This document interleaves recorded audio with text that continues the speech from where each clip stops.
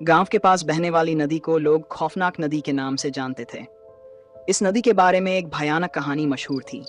कहते थे कि रात के समय यहाँ से गुजरने वाले लोग अक्सर गायब हो जाते थे और उनकी चीखें पानी में गूंजती रहती थीं। गांव के किनारे एक पुराना टूटता हुआ पुल था जो इस नदी के ऊपर बना हुआ था।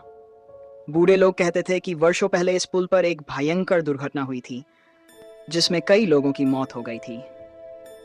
उनकी आत्माएं अब भी इस नदी में भटकती रहती हैं और वे किसी भी जीवित इंसान को चैन से नहीं रहने देती। एक रात गांव का एक नौजवान राजू अपने दोस्तों के साथ उस पुल के पास जाने की ठान लेता है। दोस्तों ने बहुत मना किया, लेकिन राजू ने हिम्मत नहीं हारी। उसने सोचा कि यह सब सिर्फ अंधविश्वास है और उसे कुछ भी नहीं होगा। रात को जब चांद अपनी पूर्णिमा में था, राजू अपने दोस्तों के साथ उस पुल पर पहुंचा। वहां पहुंचते ही ठंडी हवा चलने लगी और नदी का पानी अचानक से हिलने डुलने लगा। राजू ने देखा कि पानी में कुछ परछाइयां नाच रही हैं। वह ध्यान से देखता है तो उसे दिखता है कि वे परछाइयां इंसानों की आकृतियां हैं जो उसकी ओर बढ़ रही हैं। राजू के दोस्त डर के मारे पीछे हट गए, लेकिन राजू ने हिम्मत दिखाने की कोशिश की और पुल के किनारे खड़ा हो गया।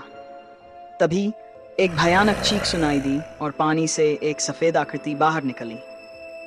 उसकी आंखें खून जैसी लाल थीं और चेहरा बुरी तरह विकृत था। राजू की सांसें थम गई और उसके पैर जड़ हो गए। वह पीछे हटने की कोशिश करता है, लेकिन सफेद आकृति ने उसे पकड़ लिया और पानी के अंदर खींच लिया। राजू चीखते चिल्लाते रह गया, लेकिन उसके दोस्तों ने कुछ भी नहीं कर पाए। डर के मारे वे भाग गए और गांव वालों को सब बताया। अगली सुबह गांव के लोग पुल के पास इकट्ठा हुए।